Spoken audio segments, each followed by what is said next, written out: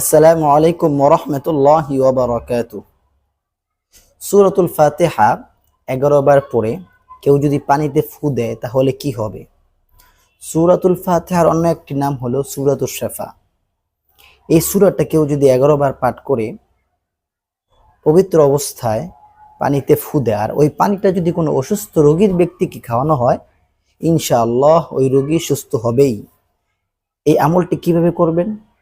প্রথমত আপনি ওযু করে পবিত্র স্থানে বসে ইস্তিগফার পাঠ করবেন 3 বার। আস্তাগফিরুল্লাহ, আস্তাগফিরুল্লাহ, আস্তাগফিরুল্লাহ পুরোটা ইস্তিগফার পড়ার পর এরপর দুরূদ শরীফ পাঠ করবেন, যে দুরূদটা আমরা নামাজের ভিতরে পড়ে থাকি।